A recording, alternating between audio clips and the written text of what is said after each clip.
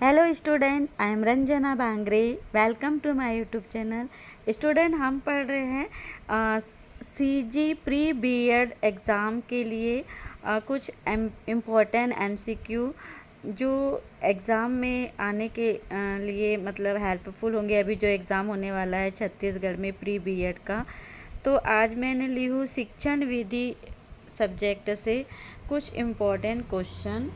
तो पहला प्रश्न देखते हैं, शिक्षण की सबसे पुरानी विधि क्या है? शिक्षण की सबसे पुरानी विधि क्या है? ऑप्शन दिए हुए है, व्याख्यान विधि, प्रोजेक्ट विधि, इकाई विधि, कहानी विधि। तो शिक्षण की सबसे पुरानी विधि है व्याख्यान विधि, मतलब व्याख्या करके समझाना स्टूडेंट को, ये सबसे पुरानी विधि आएगा शिक्षण की। नेक्स्ट क्वेश्चन देखते हैं। सेकंड क्वेश्चन,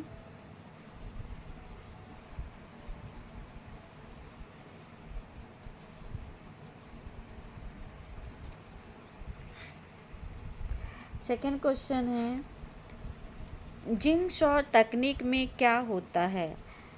ऑप्शन है व्यक्तिगत काम, समूह में काम करना, सी शिक्षक केंद्रित शिक्षण, डी व्याख्यान विधि।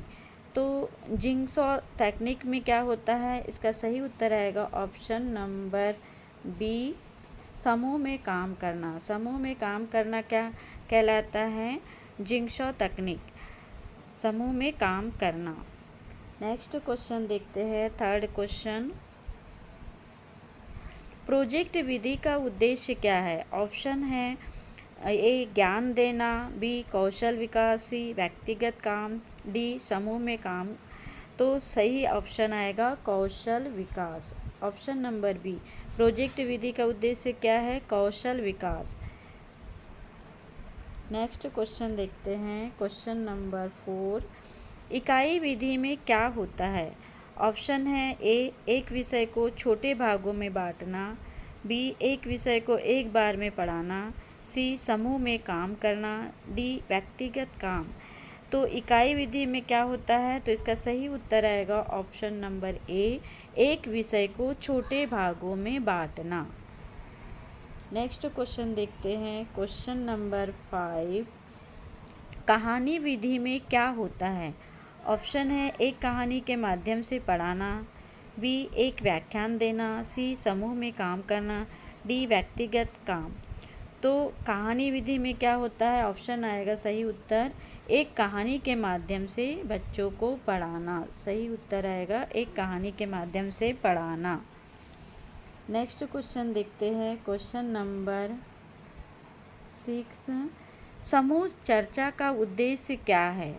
मतलब ग्रुप डिस्कशन जो होता है बच्चों के बीच में तो समूह चर्चा का उद्देश्य क्या है? ऑप्शन है व्यक्तिगत काम, समूह में काम करना, शिक्षक केंद्रित शिक्षण, व्याख्यान विधि।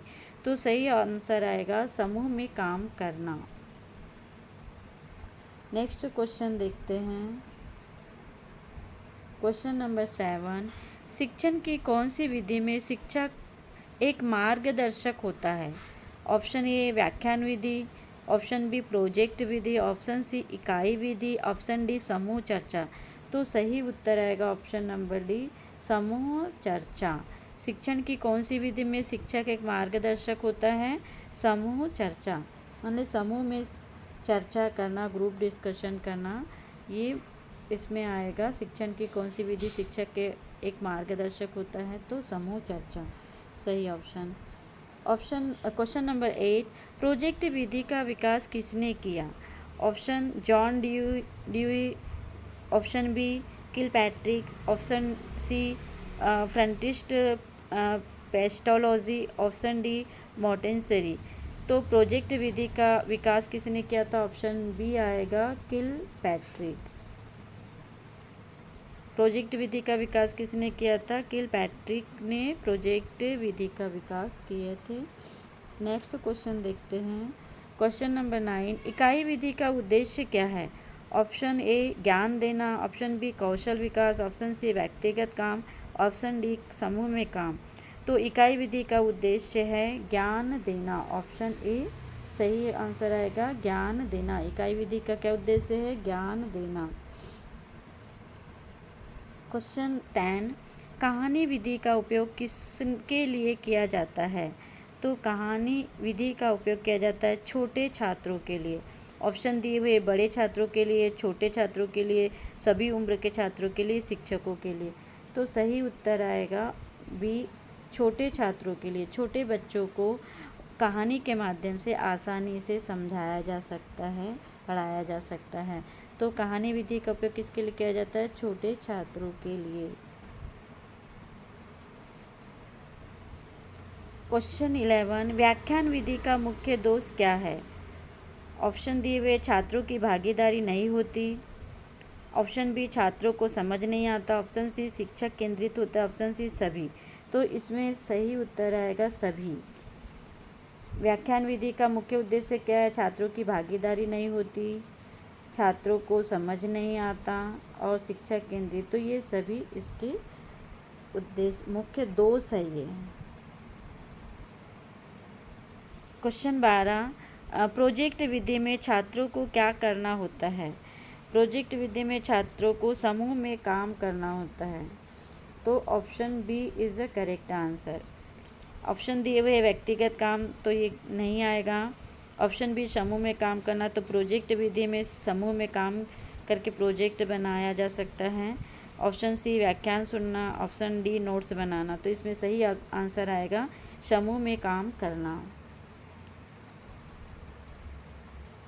इकाई विधि का उपयोग कहाँ किया जाता है? तो इसका सही उत्तर आएगा प्राथमिक स्तर पे भी किया जाता है, माध्यमिक स्तर पर भी और उच्च स्तर पे। तो सभी ऑप्शन इसमें सही हैं। नेक्स्ट क्वेश्चन देखते हैं। क्वेश्चन 14, कहानी विधि का मुख्य उद्देश्य क्या है? तो ऑप्शन दिए ज्ञान देना, मनोरंजन कराना, कौशल विकास और सभी। तो कहानी विधि का मुख्य उद्देश्य ज्ञान देना भी होता है, कहानी के माध्यम से पाठ पढ़ाना, मतलब ज्ञान इससे भी प्राप्त होता है, मनोरंजन भी होता है कहानी के माध्यम से, और कौशल विकास भी होता है। तो ये सभी ऑप्शन इसमें सही आएंगे। कहानी विधि का मुख्य उद्देश्य है ज्ञान देना, मनोरंजन कराना, कौशल विकास सभी। नेक्स्ट क्वेश्चन देखते हैं। क्वेश्चन 15, समूह चर्चा में क्या होता है?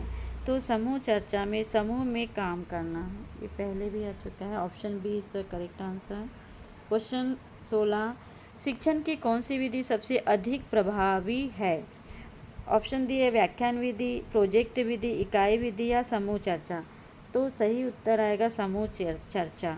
शिक्षण की सबसे अधिक प्रभावी विधि कौन सी? समूह चर्चा, मतलब ग्रुप डिस्कशन करना, क्वेश्चन पूछना, पढ़ाना, ये तो समूह में चर्चा करना, ये शिक्षण विधि की सबसे अधिक प्रभावी विधि मानी जाती है। नेक्स्ट क्वेश्चन देखते हैं। क्वेश्चन नंबर 17, प्रोजेक्ट विधि का उपयोग कहाँ किया जाता है? ऑप्शन है प्राथमिक स्तर पर, माध्यमिक स्तर पर, उच्च स्तर पर, सभी। तो ये इसमें सभी आएगा।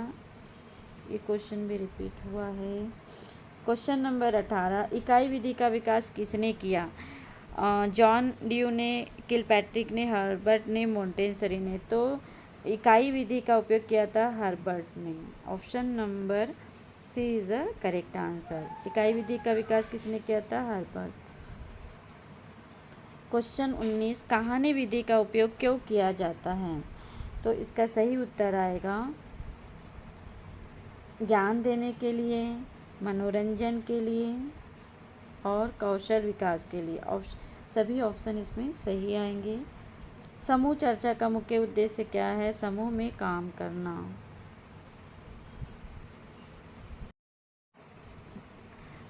क्वेश्चन नंबर 21, प्रोजेक्ट विधि का मुख्य लाभ क्या है? तो इसका आएगा व्यक्तिगत काम, समूह में काम, कौशल विकास, सभी। तो इसका आंसर आएगा ऑप्शन डी सभी। नेक्स्ट क्वेश्चन देखते हैं। क्वेश्चन 22, इकाई विधि में शिक्षक का क्या काम है? तो इकाई विधि में शिक्षक का काम है ऑप्शन नंबर बी मार्गदर्शन कराना। नेक्स्ट क्वेश्चन देखते हैं। क्वेश्चन नंबर 23, कहानी विधि का उपयोग किस उम्र के छात्रों के लिए किया जाता है? तो कहानी विधि का उपयोग छोटे छात्रों के लिए किया जाता है। Option A is the correct answer. जो छोटे बच्चे होते हैं उनको कहानी के माध्यम से पाठ को पढ़ाया जा सकता है, समझाया जा सकता है, जिससे कि बच्चे जल्दी समझ जाते हैं। नेक्स्ट क्वेश्चन देखते हैं, क्वेश्चन 24। समूह चर्चा में शिक्षक का क्या काम है? तो समूह चर्चा में शिक्षक का काम है मार्गदर्शन कराना। Option B is the correct answer. Question 25। शिक्षण की कौन सी विधि में छात्रों को स्वतंत्रता मिलती है? तो इसका सही उत्तर आएगा प्रोजेक्ट विधि। प्रोजेक्ट विधि में शिक्षण की मतलब ये प्रोजेक्ट विधि जो है, इसमें छात्रों को स्वतंत्रता मिलती है। इससे बच्चे सीखते भी हैं प्रोजेक्ट करते करते, तो और स्वतंत्रता मिलती है। तो प्रोजेक्ट विधि आएगा इसमें सही उत्तर। क्वेश्चन 26। प्रोजेक्ट विधि का उद्देश्य क्या है? प्रोजेक्ट विधि का उद्देश्य है कौशल विकास। क्या है प्रोजेक्ट विधि का उद्देश्य? कौशल का विकास। क्वेश्चन 27। इकाई विधि का मुख्य लाभ क्या है? इकाई विधि का मुख्य लाभ है व्यक्तिगत काम, समूह में काम करना, कौशल विकास। तो ये सभी option number D is the correct answer. इकाई विधि का मुख्य लाभ क्या है? व्यक्तिगत काम, समूह में काम और कौशल विकास। क्वेश्चन 28। कहानी विधि में शिक्षक का क्या काम है? कहानी विधि में शिक्षक का काम है कहानी सुनाना। B is the correct answer. Question number 29। समूह चर्चा का उपयोग कहाँ किया जाता है? समूह चर्चा का उपयोग प्राथमिक स्तर पर, माध्यमिक स्तर पर, उच्च स्तर पर सभी में किया जाता है। क्वेश्चन 30। शिक्षण की कौन सी विधि सबसे अधिक प्राचीन है? तो शिक्षण की सबसे अधिक प्राचीन विधि है व्याख्यान विधि। कौन सी विधि? व्याख्यान विधि। स्टूडेंट, ये थे CGPSC में आने वाले कुछ important question. Thank you for watching.